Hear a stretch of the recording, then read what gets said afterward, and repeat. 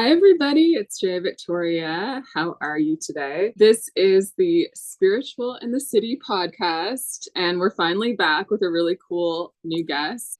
I want you to please meet the very talented and very fascinating, I will say, Victoria Reshetnikov. Welcome, Victoria. Thank you so much for having me. Applause. Yeah, you're welcome. Victoria and I know each other through New York City and working and stuff. And but we had a really interesting conversation the other day, and I wanted to bring her on because I think there's a lot of cool stuff to discover here, and we're kind of going to do it together in this conversation. And a little bit about Victoria. She is a recent graduate from Columbia University. Congratulations. Thank you. Yeah, you did it. And she is a current resident of the Lower East Side print shop. And this is the topic we're going to be talking about today with Victoria, because she is an expert in printmaking. Yay. Well, expert is a stretch, but okay. To me, I like to think, thank you. I like to think I'm getting there. Okay, cool. So just so everybody's aware, like with this podcast, I like to talk to women throughout New York who I think do really interesting things. And we kind of go deeper than the whole Sex in the City, though we love that. But we go a little bit deeper into some fascinating things about life. And there was something about printmaking that when I was talking to Victoria, or was talking to you the other day, that I was like, there's something here that's kind of like catching my, like, it's like I want to hear more about this. So I thought, why not talk on the podcast? Everybody can hear it. So again, welcome, Victoria. Thanks for being here. Yeah, thank you. It's a pleasure. Awesome. And so my first question is, what is printmaking for anybody who doesn't know what that is? How would you describe it? Well, it's a very broad term, but I was trying to define it the other day. I think it sort of boils down to it's a broad term for a wide range of processes that all are basically designed to produce a multiple of the same image. Okay. Yeah. Another way of thinking about it is it's also a term for a range of processes that all work off of some kind of matrix. So in painting or drawing, you're working directly onto a surface that is the final product. You have like a very direct relationship, but in printmaking, you have a different relationship to the surface, whether you're like printing off of a wood block or a piece of copper or anything. There's like some other like second or however many layers that you are interacting with. But it's really like it can get a little crazy, and printmaking is just very broad. So there's a lot there.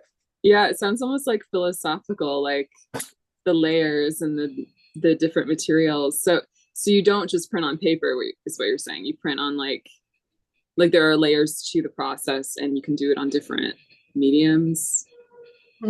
Yeah. It generally there are like a few like main kinds of printmaking that people do. So I think 3 or 4. There's intaglio, screen printing, lithography, and relief printing. Okay.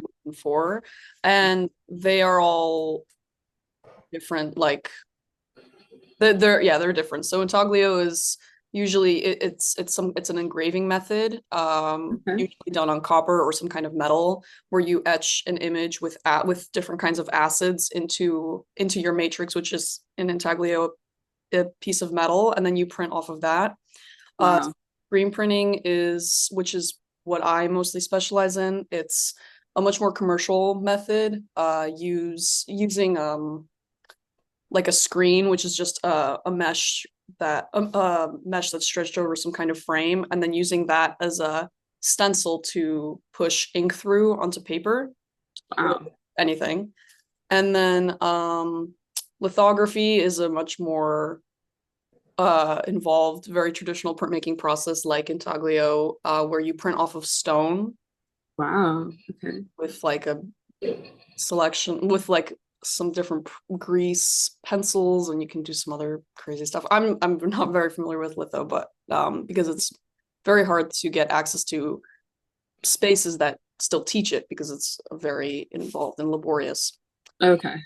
And then the last one is relief printing, which I think most people are very familiar with, which is where you carve into some kind of matrix, like usually wood or linoleum, and then you print, you roll ink onto it and you print off of that matrix. Oh, wow. So many creative ways of getting prints onto something. And you're, Yeah. yeah, I love that. The stone one sounds heavy, I will say. I don't know if I would. It is heavy. There are these like there's still they're the only studio left in New York City that still teaches lithography to the public is Robert Blackburn, which is in Midtown. It's been around for a long time. And yeah, they still have courses. But for the Wow. most part, it's very hard to find places to do it. Crazy, but a good tip for anyone who wants to do that. Yeah. If you want to. So I wanted to explain like why I wanted to talk about this on this podcast. And for me, like I do think there's something deeper in this whole thing that's kind of cool. I would love to hear your thoughts on it. But like I think it comes down to not just, I mean, art. So I was watching Gladiator 2 last night. Okay. I went to the movies and I don't go to the movies a lot, but I felt pulled to see this movie. And it was kind of for comedy research as well.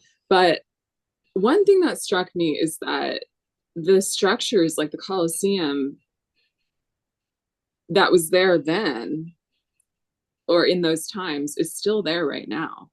And I think that's what's sort of drawing me to this topic is like that art will last longer than us potentially, and we're passing down like ideas, right? We're passing down our creativity, our expression that comes from you know this you know who we are.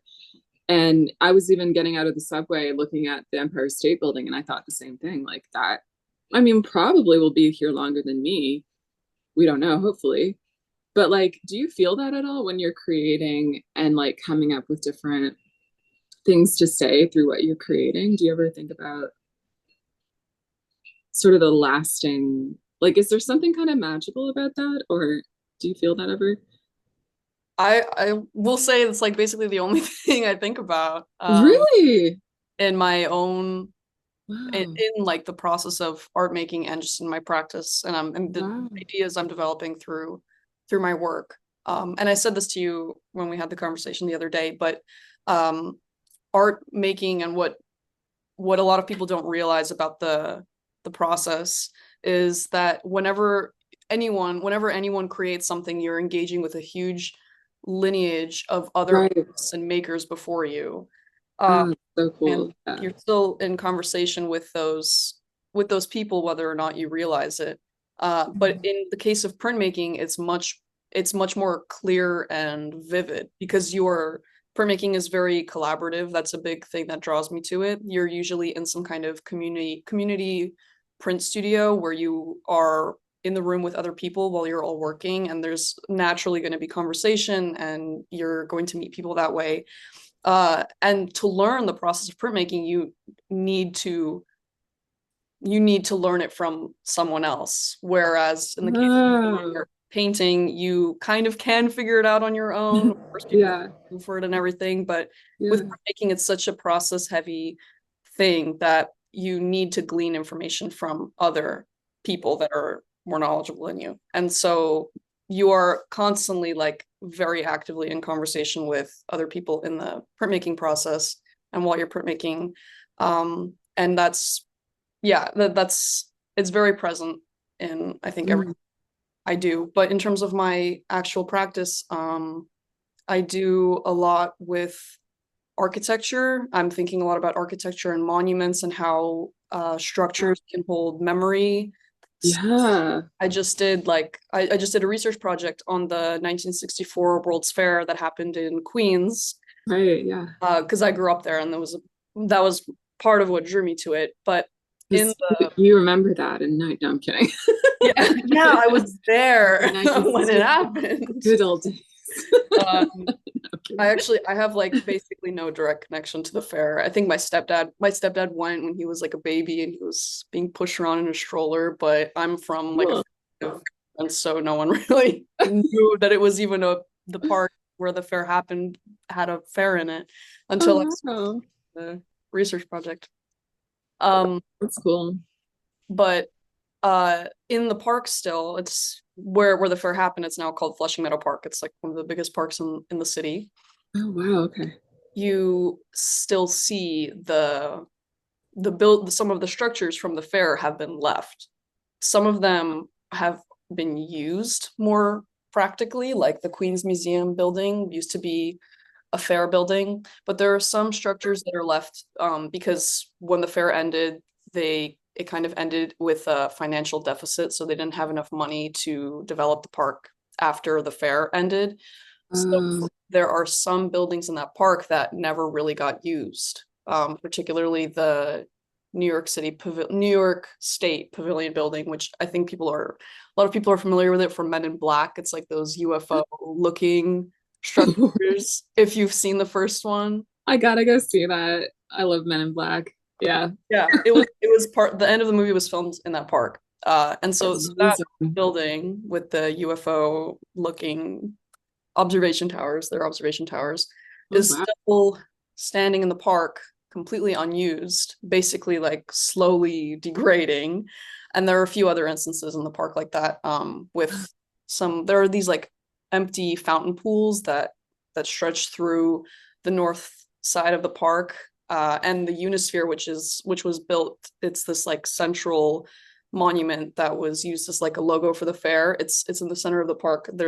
It used to be a fountain as well. It's just like this empty cavity, so people will go, like young kids will go and will try to climb up the globe where the water used to be. So like Cool. Yeah. yeah, monuments and these structures have these long living legacies that we're Right. constantly interacting with today, maybe not in the way that they were necessarily imagined to The kids for fun, us to be interacting with. Yeah. but it's sort of like life takes over. Yeah, And exactly. And some things just happen yeah. even without people like realizing. But also like something I've been realizing recently is that architecture and these structures that we're so familiar with, like the Empire State Building, Mm. they are not as permanent as we think that they are. Really? Oh no. Well, just that like buildings come down and come up all the time, especially in New York City. And like if I just have been really cognizant and thinking about how ephemeral even these like very rigid concrete structures feel to us, you know. That's so deep, man. Oh Totally. man. I'm tripping. Like that's really, I mean, that's yeah, wow. It is very deep. Like, and I think this is the thing that really fascinates me about the art, but also printmaking. I feel like there's something spiritual about that. Like, just because I work with energy and like I think what I'm feeling here, I just want to explain is like sometimes what happens for me, and you can kind of tell me what you think of the design aspect of this, but like sometimes I will get glimpses of like not my vision. You know, we all have our own vision of our human perspective, what we know, right? We see that every day. But sometimes I'll get a glimpse of the bigger perspective that takes everything into account. And I'll see my life and I'll see the connections like a pattern almost. And I'll see like kind of like the bigger picture of what's going on. And to me, it feels very pattern like, and it also feels very layered. And it feels very like everything's connected that we might not think is connected. And so I think there's something about printmaking specifically that feels a little bit like that. Like it's sort of like there's like I wonder, and I know like I was like, are you like a spiritual person? You were like, not really. But like I feel like, do you feel something like when you're because where do your designs come from, right? Like they're coming from your imagination or your creativity, but like who's not to say that's not your spirit, right? And and I feel like there's this sort of connection, or maybe in printmaking, are you maybe communicating something deeper, perhaps? Or I just feel like we're always trying to learn in life because we need to know things. And I just wonder if there's something in communicated in the designs almost that speak to us. Because when I see that bigger perspective, it looks sort of like a, like there's a design to it, like kind of a tapestry, but like to me, it feels more pattern like, layered, and kind of all the things you're saying. So like I wonder if that could be part of your job, maybe if you don't even know it, like maybe communicating something that speaks to like the souls of people who see it. They might, and the message isn't explicit, but it might be implied. Does that make sense? Yeah, definitely. That was a lot, Yeah. but like, you know what I mean? Like, I just feel like there's something, yeah, like, yeah. And there Mhm. must be something that draws you to doing it like passionately. I'm just curious more about that, like, whole thing. Yeah. Yeah. Well, I learned printmaking while I was in college, and because it's yeah, it was just the first facility I got access to. I know some people are able to learn it earlier. Uh, Wow. and it was just it kind of clicked in my brain, because I think I was very frustrated with the directness, the directness of painting when I was Okay. younger. Yeah. And there was something like sculptural about the relationship between myself and like the whatever matrix I'm working with and the surface that I'm printing on. And this Mhm. like kind of this back and forth relationship was like kind of clicked with the way I was thinking. But in terms of my images, I definitely feel what you're saying. Like I've You been do? thinking a Yeah. lot about who my audience is and like who I'm making things for. Yeah. And a lot of it I think is like I've been thinking about my practice as kind of like an inside joke recently with images that I'm making. I love that. No, it's so cool. Thank you. So Uh, cool. but where that's kind of coming from is my practice is a lot about observing the images around me, documenting them, collecting them, specifically in Queens. Like I'm just Oh, interested yeah. in the design that I see in like commercial storefronts and like these very small human moments of like Yeah. of images or things or the way that people construct environments or their homes or architecture that I see. I'm just like and like the very particular way that that manifests Love that. my neighborhood and stuff. And Oh, I will take that art this archive that I'm building and then draw connections between these different images, like people like different things I see in different people's lives and bringing them together into kind of like a collage composition thing, um, cool. and then reworking that in printmaking. And so the images end up becoming these like really layered things that are very specific, hyper specific to the community that I'm living in and the people and the borough that I'm from and the Wow. people I know. But they are meant to be these like kind of abstracted representations of this specific place and are supposed to be these like filled with these like connecting dots that you're talking about. That's kind of Yeah. where Yeah. they're coming. Yeah. I love, oh my God, it's like kind of like, yeah, finding the connections. And I feel like there needs to be a new word for this. There's like not a word for it, I don't think.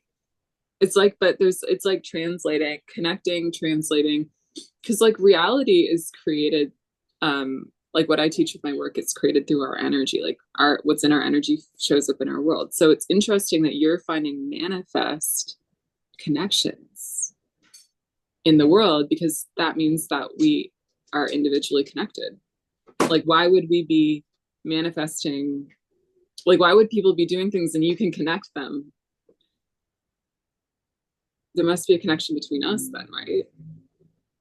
Yeah, maybe there's something like subconscious about the way I because I usually will sometimes I will produce images very subconsciously or intuitively, and I'll let like the different pieces of my archive or photography that I do come together naturally, and so maybe Yeah. there's something there. Yeah. Like it's almost like you're a journalist, like Mhm. like reporting on Yeah, I kind of like to think about themes. as like a like abstracted journalism maybe Yeah. about a specific place.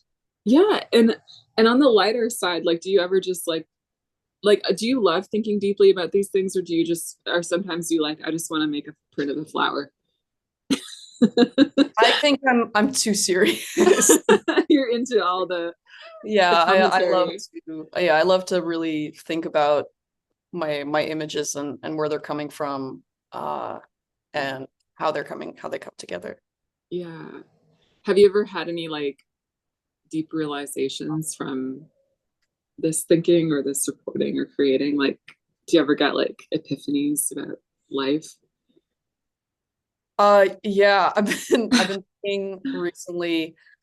I've had this like the more that I look around and look at the world, so an idea I've been really interested in recently has been the idea of design, and how Mhm. it manifests in the world, because on like Yeah, now more than ever, people are able to create images themselves very, very easily. There are so many tools at people's disposal online right. and everywhere where that allow people to produce their own things. They don't necessarily have to hire like a contractor or an architect or a designer. And oftentimes, because Queens is such a working class borough, people will like do it themselves because they have to do it themselves.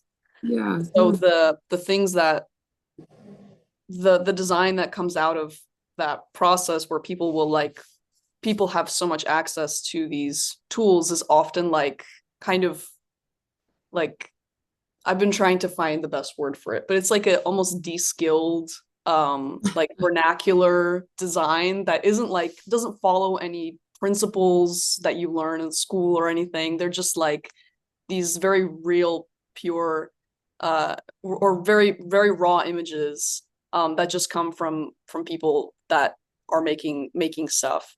And Love that. I like have been really gravitating towards that kind of design, and the way I have been thinking about it, or like I guess an epiphany I've had, is that we're all designers and we're all artists, I and love that. like allowing people the confidence and space to make work is just great. And I'm like very floored by like the amount of, if you just look and you engage with the world, there's a lot of beauty in it, I guess. It's very cliche, but the way that people make like create their environments and produce visual images, it's like very natural, and it just happens even like down the street. Wow. That is amazing. Like, I think now, like, I'm gonna start looking at design everywhere I go because you're so right. Like, where do they even come from? And there are no rules. I was like, I have this blanket. I'm like, somebody literally chose all the colors, right? Yeah, yeah, we're surrounded by print. We're like Print. print is the This is most different as well. ubiquitous thing. Exactly. Yeah. It's just like very commercial and mass manufactured. But there are ways like that's another thing like about printmaking, is it's like a way of kind of touching on that very hyper mechanical process and then bringing your own hand back into it, because screen printing is a very commercial process that can be like blown up to like a massive scale with t-shirt printing or textile printing, but you can do it yourself very easily too.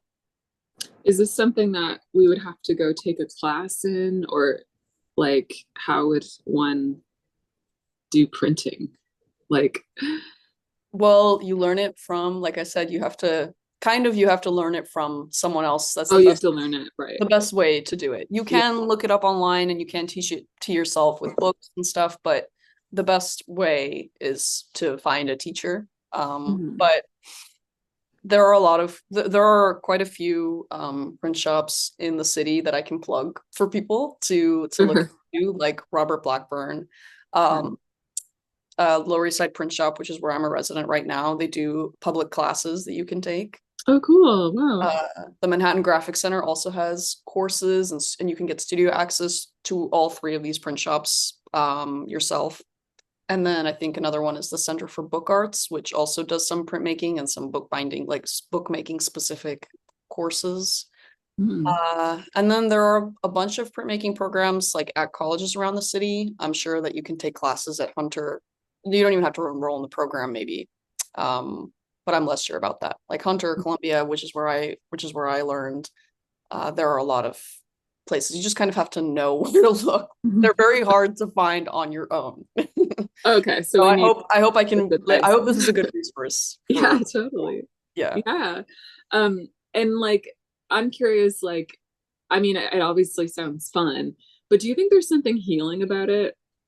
Like I know a lot of people listening to this are interested in healing, and what that means is like, feeling like yourself or kind of figuring things out or undoing the knots maybe that are kind of like complicating things in your life. Like, do you feel like there's a healing to this specifically, like bringing something out of you? And especially like the pattern to me feels maybe there's a calming aspect to like the order.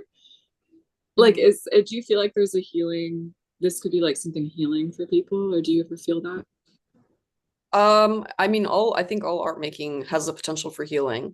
There's like a it's very present, and I think it's and it ties back to what we were talking about earlier with like how when you make art, you're connected to this like long lineage of other artists and makers.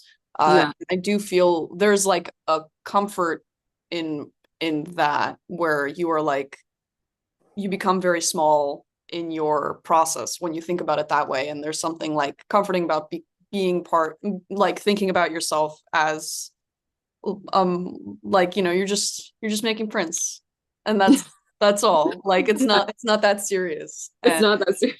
although sometimes it gets so serious for no, Yeah. but it's But you're still just making prints. Yeah. yeah, but you're just making prints, and there is something very therapeutic about the process, because in the idea of printmaking is, like I said earlier, to create a multiple of one image. So you're doing a lot of the same repetitive processes once you start additioning a print, which is a term for like creating a set grouping of the same image. Mm. It's like however many you want, 20, 30, 500.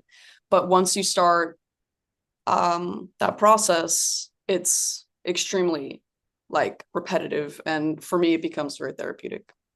That is cool. It's like You're creating just becoming order, like part of the machine, kind of like the process. It's a very mechanical process. like using the machines actually. And yeah, Yeah, because you have to use the machines too, and then you there's like some hand done elements as well. wow. Oh, wow. This reminds me too, I just want to say is like I work a lot with the two types of energy. The feminine is the spiritual and the masculine is the physical world. And this sounds like it is actually a beautiful collab, right? Of those two worlds. Because like you're saying, it's very mechanical, it's very physical. But what you're communicating with all that physical machinery is something that you just created, right? So it's like you're like combining these two types of energy basically, and you're creating something new that we can look at and enjoy and that can last. Do you think that the prints like will last? Do you, like you said, you stored them when we talked Mhm. before? Like do you like, are you gonna keep them or like what happens? Um, well, first to say that I definitely agree with the masculine feminine relationship. I feel that personally in my own work a lot, because my work is very mechanical, and there's a lot of like harsh like lines, and very like, or I guess, or whatever, architectural, or Yeah, yeah. screen printing kind of is very a masculine printmaking. It's very like, here's your image. But It's like a computer printer. oh, exactly. Yeah, you're kind of just like, Print. yeah. But I think, I mean, You hit the print, idea but you have to be the printer. you are, yeah. There's a whole thing in editioning studios, in because there are studios around the world that specialize in like uh working directly. They'll invite artists to produce an edition with them, and Mhm. in the print studio. So usually it will be like a painter or maybe even a printmaker, and they'll come to the print shop and develop an idea with the printmakers that work at the studio. And the Cool. printmakers, there was just a show at MoMA recently about editioning a master printmaker at an editioning studio. I always forget his name, but he was saying that like the printmaker themselves is just another tool for the art invited artist to use, kind of. They're just like another Wow. part of the machine or whatever. Yeah. Oh wow. Yeah. Printmakers kind of they often consider themselves like part of the process, even though they're also like people, and they're that element that makes everything happen. They are like a tool. Wow. Yeah. But the idea of printmaking is to sell the prints after you finish them. Oh, okay. Oh, Yes, okay. so that's these editioning studios can make a lot of money because they will like it's their prints are cheaper than paintings or drawings because you can create multiple of the same image. Okay. So they'll create an edition and then they'll sell it. Okay. Wow. So it's like, and the world goes round. Like, It's all about that, at the end of the day. yeah, I love that. But like I feel like even with that, like there's something about what would draw a buyer to that particular print, and I think maybe like the spiritual connection we talked about. I think that really matters to people whether or not they realize it or not. And why do you like that print? Why do you like those colors? Why do you like it's like that, the message within the creation, I'm sure speaks to people on a deeper level, even if they don't know why. And I think that's pretty cool. So there's value in that because people will buy, oh, I like that one, or that connects to me, right? Mhm. Yeah. Yeah. I think what's most valuable about printmaking for me is it's like you're keeping this kind of you're keeping this process alive. And I think the most important part for me about printmaking is the educational aspect, because it is so collaborative and so community oriented that you are like constantly learning and like preserving different processes and techniques with a group of people. And like the idea of that information being passed on in this like oral way is really like just great. That is so That's cool. very valuable to me about it. Yeah, that's so cool. I love that. I'm gonna have to check out the classes, and because I think like this is something that I think you have to see, because like we're hearing about it, but I think it'd be cool to like actually see what goes on. Mhm. So yeah, to everybody who's watching, if you're in New York, check out the places Victoria mentioned. You can go take a class in printmaking and express something from your spirit and get some therapeutic healing. Maybe you'll even sell a print. Who knows? But if you want to look at Victoria's prints, you can find her. I'm going to link her website below, victoriareshetnikov.com. And she's also on Instagram, which is a really convenient way to also peruse what she's all about if you want to learn more about this topic. And she is at Victoria Reshetnikov, and I'll link that as well. Thank you so much for being here, Victoria. This was like, you went more spiritual than I thought. Like, you were like, yeah, I get that. I get it. I get it. Everything's connected, man. Everything's connected, man. Far out. Um, well, I can't wait to go look at more of your prints. And this whole concept, I feel like we're all going to look at the world now and see it everywhere, because it is everywhere.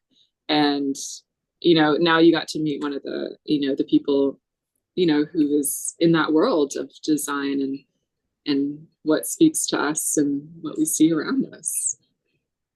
Cool. Thank you so much for having me. It was such a pleasure to chat with you. Thank you, Victoria. It's so nice to see you. And yeah, we'll see you.